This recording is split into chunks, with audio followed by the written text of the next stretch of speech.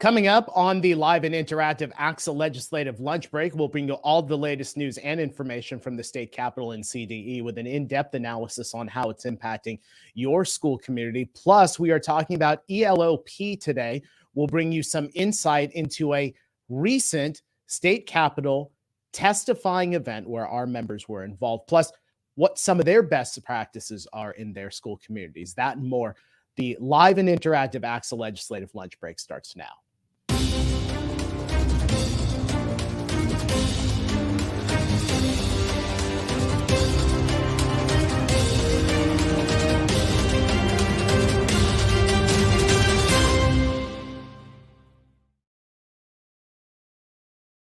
And it is just after 1 o'clock. We welcome you on a Wednesday to the live and interactive ACSA legislative lunch break. I'm Naj Alikhan, ACSA Senior Director of Marketing and Communications. Welcome. We're honored to have you with us today.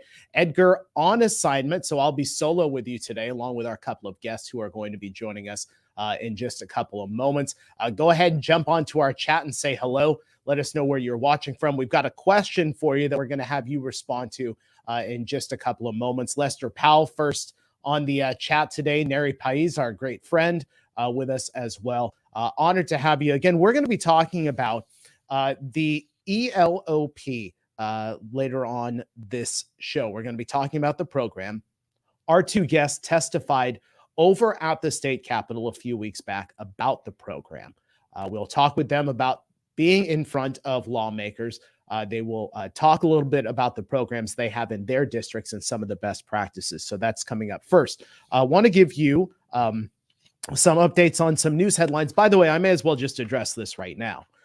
Yes, I am broadcasting from a news set today. This will be my news set here, but I want to caution you, none of this furniture that is here behind me now is new. We'll pop up a photo for you. Now, before the pandemic, you may remember Edgar and I used to do your top 5 on the budget. We used to do these videos that were uploaded onto our YouTube and Facebook pages. You can see right behind the two of us there, those are the same bookshelves and that same picture of the Tower Bridge here in Sacramento. This is called recycling furniture to make it look like you've got a brand new set. We can't give Edgar a hard time today since he's not here about how he wouldn't let me get brand new furniture. But there you go. So you should be excited. I've got this set. It is a work in progress, but happy to have it. Two things we want to bring you information on. This obviously coming in from LA Unified. We're on day 2 of the strike in the largest school district here in the state of California and the second largest district in the country. Schools are closed for the second day in a row. That means 400,000 students, more than 400,000 students, are out of their classrooms today. Now, the labor action, as you probably read in headlines, involves bus drivers, custodians, special education assistants, cafeteria workers, and other support staff who, according to the LA Times, want a 30% raise among other incentives. And as is common practice with labor actions, other unionized employees joined them in a solidarity strike.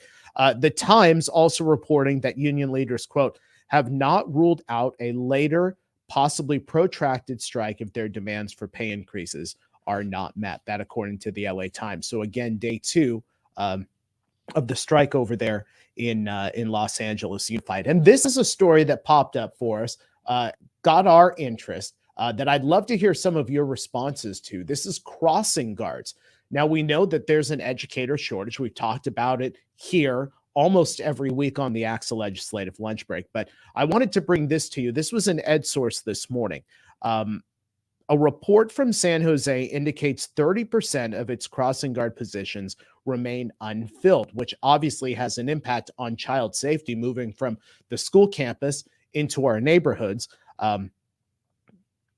Part of the problem that they say with respect to the lack of crossing guards is that it's usually 60 to 90 minutes of work in the morning and then 60 to 90 minutes of work in the afternoon, which is problematic for part-time employees who usually either work their day in the morning or in the afternoon. Not advantageous for them or for those who have full-time positions. So very interested to hear what you are experiencing in your school districts as far as crossing guards are concerned, because we found this story to be very interesting. We're interested to get your feedback as well. Want to say hello to a couple of other viewers with us. Ken Silman, Ellen Wheeler with us, Kyla Griffin with us, Danielle Cortez with us, Mina Blasi. So happy to have all of you with us here on the show. Okay, let's move to our main topic today. ELOP, you've heard a lot about it.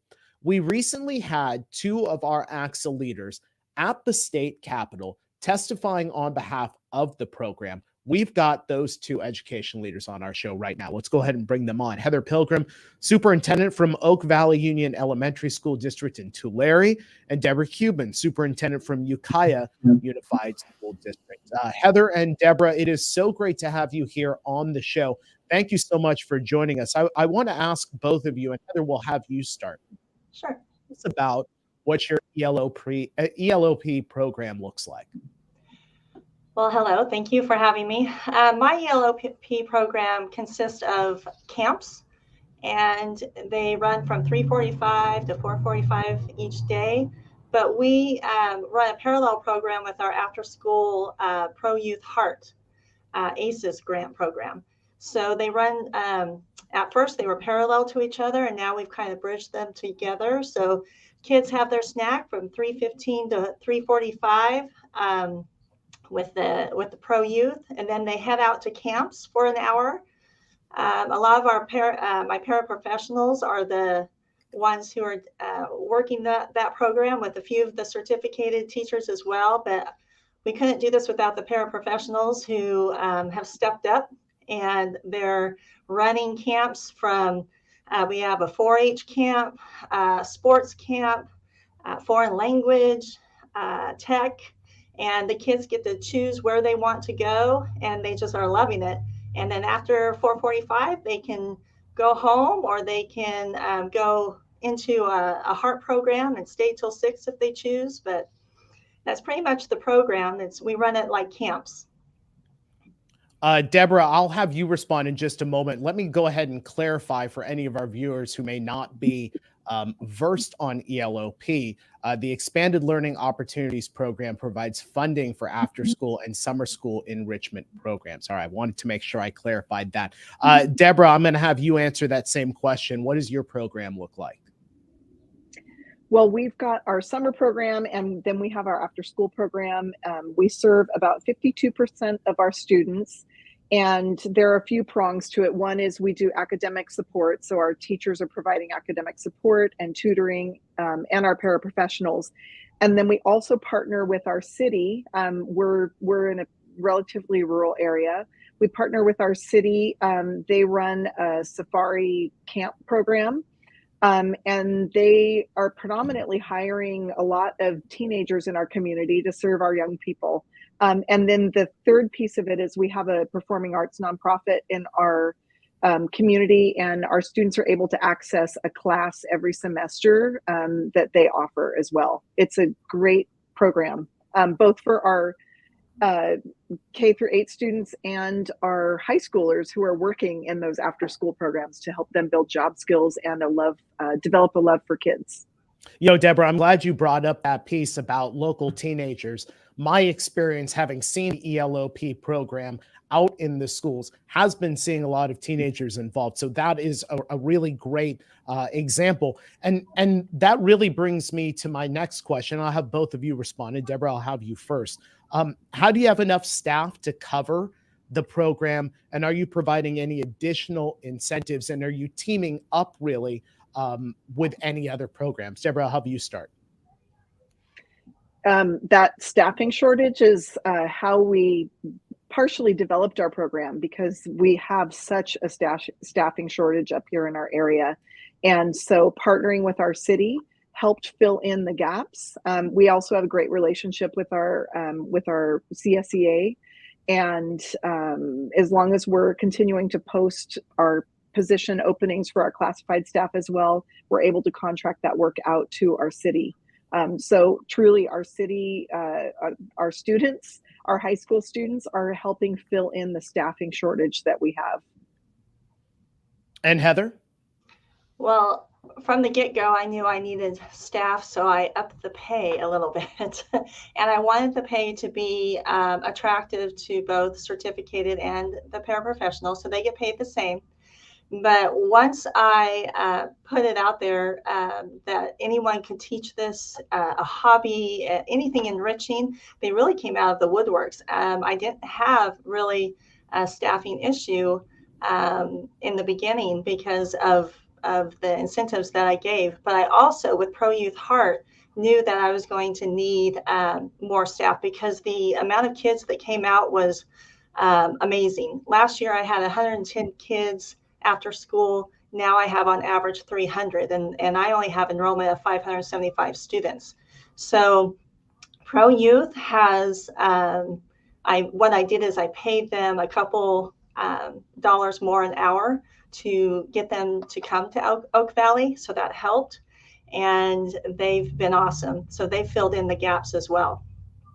Let me ask both of you, because Neri Pais asked a question, is it mostly teachers doing the camps? On a percentage basis, and I'll give you a second to think about this, but on a percentage basis, how many teachers are there and how many maybe employees from outside of the district? I know, Deborah, you talked about teenagers who've come in. What are the percentages looking like? Deborah, I'll have you start. I'm going to ballpark this. Yeah. Probably, and we did financially incentivize our teachers to provide tutoring. And so we have a lot of teachers participating now in our after school program. So I would say I'm going to ballpark like maybe 50% our staff and about 50% our city safari staff. That they lovingly refer to them as the red shirts because they all wear red uniforms that say Safari Camp Counselor on them. And Heather? I would say about 75% paraprofessional and 25% teachers. And we do have a couple outside. I have like the Clay Cafe that we partner with. They come in on a bus, a Clay Cafe bus, and they can make crafts. And then I do have one person that's coming in with contracting in to paint a mural on the one of the walls of the campus, and the kids are going to design it and paint it. So that's probably, I have one person doing that. So. Gotcha. Want to remind all of you, if you have a question for Heather or Deborah, go ahead and put those into the chat. We'll try and tackle some of those as we move forward. For both of you, Heather, I'll have you start. What things have you learned that you want to make sure your colleagues are aware of, maybe including attendance, staying until 6 p.m.? What are some of those things that you've learned? I've learned that this program is very flexible. And one of the wonderful things that the parents are commenting on is the flexibility of pickup. And I think in the beginning that was confusing because Pro Youth Heart had to stay until 6 o'clock. Once I got the advertising out there that they could actually leave at any time, that increased the numbers.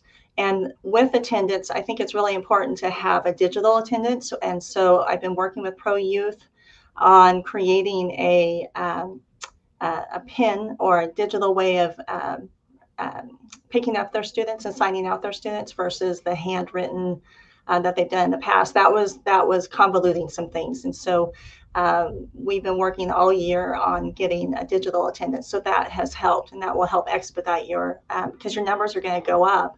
It's going to expedite the process of releasing them to your parents. And Deborah?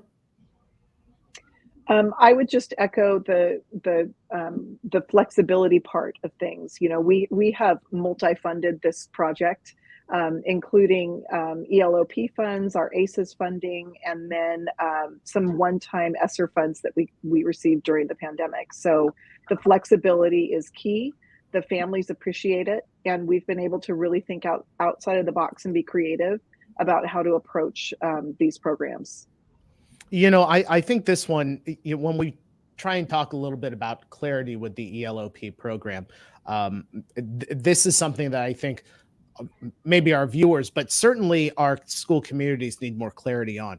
How does your intercession program work when we're talking about weekends, winter breaks, not all 30 days during the summer. What does it actually look like? Deborah, I'll have you start. Well, I've learned a lot from Heather over the last month about intercession. We actually run a 30-day summer school program. And I think after this year, we will likely change that to do some intercessions because 30 days trying to attract enough teachers to teach in summer school for 30 days when you have to go right back to school in about 2 weeks doesn't give them enough break. And it also doesn't give our school facilities enough of a break to really make sure they're clean and ready to go. So we do a 30-day summer school program, but we will likely be changing that after this summer. And so I'm going to defer to Heather whenever you're ready, Naj, to have her talk about her intercessions. Heather, she gave you the green light. All right, woohoo! Okay, well, thank you for the compliment. I appreciate that. What we decided to do was we had 5 days over Christmas break, and we had similar in camps and theme, and this evolved over time. We also had 2 days at Thanksgiving, and we're going to have 3 days at Easter break. And then on Saturdays, we have one Saturday a month that we hold camps. In the summer, what we're choosing to do is to do 10 days in June and 10 days in July. Again, teacher burnout is clearly there. And so the Pro Youth program is coming in to help. So the 4 hours in the morning is a regular summer school program. And then they pick up in the afternoon for the second session. And it's all of their staff that will run the afternoon session in to get those 9 hours in during the summer. But we just didn't want to burn out anybody in the summer. Yeah, there's been some headlines of late about school lunch, about, those various programs out there to be able to put food on the table for our students. I want to ask you guys about how you're covering food costs with the ELOP program. Heather, I'll have you start. Sure. The Pro Youth offers the snack after school, and that's ran through the ACES grant that I have. But I just received notice last week that my ACES grant is all used up because we increased the amount of students that we have. So now ELOP is going to cover those costs. We, in the summer, will have seamless summer lunches served, and we'll probably supplement with snacks through the ELOP program.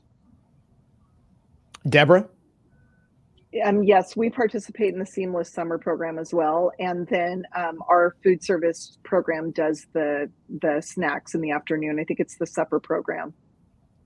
Let me ask about the benefits with the implementation of the ELOP program. What have you seen as far as the implementation benefits are concerned? Deborah, we'll have you start. Well, our kids have a very safe, engaging, wonderful place to go after school until 6 o'clock if their parents need it. Our families really struggled during the pandemic. Some of them lost their jobs. They've been unable to pay for our performing arts nonprofit in our community. Our parents have been really grateful for all of the services that we provided. One benefit that I will talk about is just watching our young high schoolers engage with students. I've spoken with 2 of our students who are camp counselors or were camp counselors. One of them is currently attending Sonoma State. She was going to be a music major. She now wants to be a social worker because of the work that she did with students in the after school program. Also, I know of 2 or 3 students who have decided they want to be teachers someday. We've also really built capacity in people applying for our paraprofessional positions. In high school, they worked in the after school program. Once they graduate, we often hire them to become paraprofessionals at our school sites. So we're building this lovely pipeline of people who want to work with the young people in our community, and that is an excellent benefit. And Heather?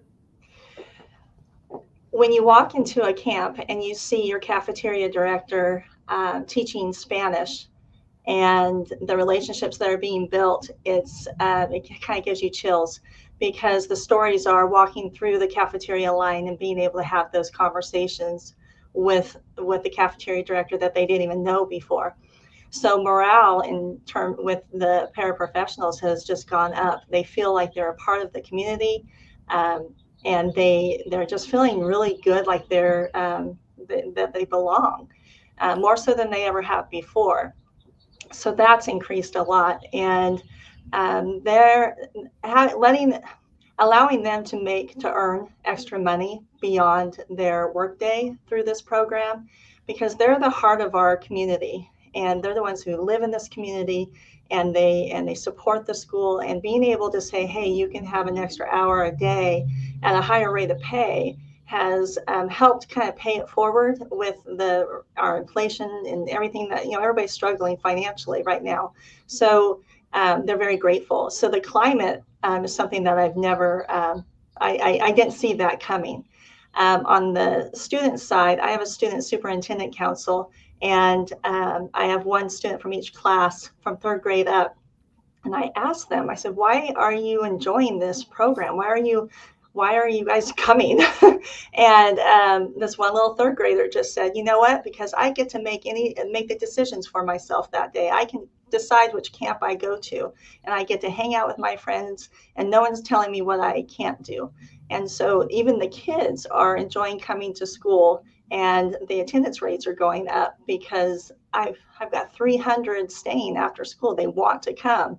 And so I think the benefit is having this variety of camps and access to these enriching activities that they don't have during the day, nor do they have in their community.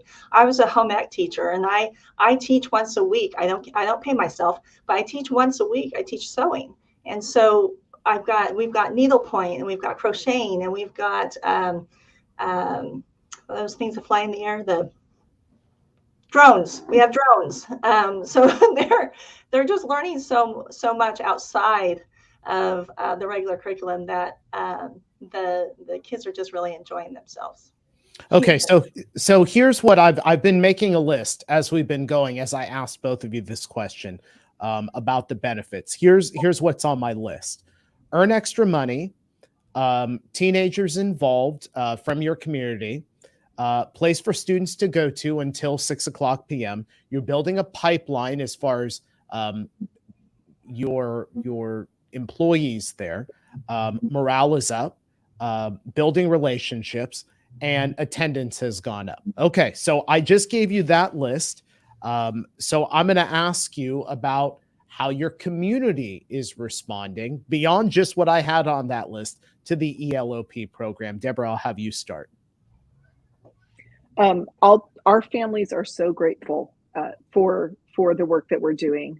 I think it's a source of pride in our community, and I think our community sees that when given the right conditions, including financial support, we can really come together as a community to support our young people through partnerships that we have. And so that is really what our program is based off of, is the partnerships that we have. So I think that's what I will stop with. Heather?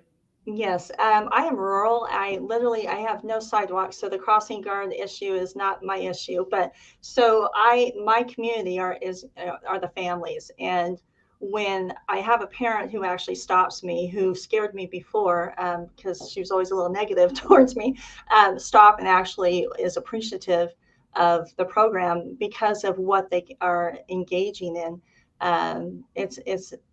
They're loving it, and I think the flexibility of being able to pick up my child when I'm off work at 4:30 or 4:45, whatever it might be.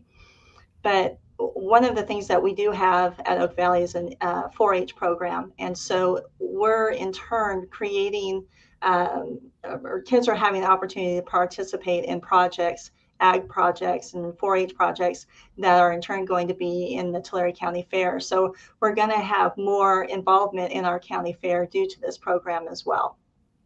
Hey, we had a question that just popped in. I know we had made mention of building a pipeline in our school communities with the ELOP program. OGSD base. I cannot wait to find out how that name came. But he asked the question, how can we develop an official pathway for youth workers to gain experience and college credit towards the development of a teaching credential. I think this would help us with recruitment and district retention. Well, we've talked about educator shortage, crossing guard shortage. Do you think that, and I'll have either of you respond, do you think that this type of program, getting teens involved, getting members of our community involved, could really serve as a pathway to getting more people into the teaching profession and maybe shrinking some of that educator shortage that we currently have right now? I'll have either of you respond. Deb, go ahead. I would involved in this, yeah. Yes, I would say 100%. I've seen it through our program. We have a career technical education pathway in our high school that's called Careers with Children. And so it really starts there. Kids learn about child development. They are applying it in these after school programs, and then they are going on. Unfortunately, we don't have a university that is in our community. The closest one is about an hour away. But again, building that pipeline, I think some of our paraprofessionals have taken advantage of some of the incentive programs that are out there to become teachers. I walked into one of our classrooms the other day. A longtime paraprofessional just earned her teaching credential, and she is now a classroom teacher. And so I think it has incredible potential with the right funding and support to definitely grow our teaching profession. Heather, would you add anything to that? No, I did. I was a teacher of one of those college programs at the high school level, Careers in Education. They receive credit at Fresno State. So it's those types of programs that really help that pipeline. I'm a K-8 district, so I don't have direct involvement in that, but I know those programs exist and they are so important. But the only other thing I would say is the instructional aides who are working with the kids, recognizing that what a good job they're doing, and just having those hallway conversations about, what is your education? How much longer do you have? Do you want to become a teacher? It really helps build capacity when you're supporting them on their desires and, maybe to go into teaching. All right. Heather Pilgrim, superintendent from Oak Valley Union Elementary School District in Tulare. Deborah Kubin, superintendent from Ukiah Unified School District. Heather and Deborah, it's been an honor to have you on the show. Thank you so much for being here, and we'll see you next time. Thank you for having us. Thank you. Thank you. And folks, I just want to give you a quick update because Neri Pais, who's one of our valued members here, one of our longtime most involved members, is getting some work in today as a junior reporter, if you will. Those of us from the journalism background always appreciate junior reporters. Neri reporting that Mayor Karen Bass has stepped in to help broker some talks between the labor organizations in Los Angeles and LA Unified School District. So that is certainly some good news. And I just want to follow up that discussion that we just had. Kara puts in the idea, a great idea with respect to developing that pathway towards a teaching credential. We've hired many teachers out of our program. So certainly good news and a great discussion on the Expanded Learning Opportunities Program. Want to let you know that you can subscribe to us on YouTube and Facebook if you like what you see. Go ahead and subscribe to us. And you will get alerts when we're about to come on the air with any breaking news and, of course, our regularly scheduled Wednesday show. And if you have great stories happening in your school districts, we want to hear about them. We want to put them in EdCal as well. Go ahead and email your information and photos to our EdCal editor, Michelle Carl, at mcarl@acsa.org. And thank you, folks, so much for being with us today here on the ACSA Legislative Lunch Break. Remember, we are live and interactive on Wednesdays here, 1 p.m. on ACSA Facebook and ACSA YouTube. Have a great rest of the day and rest of the week, and we'll see you next time.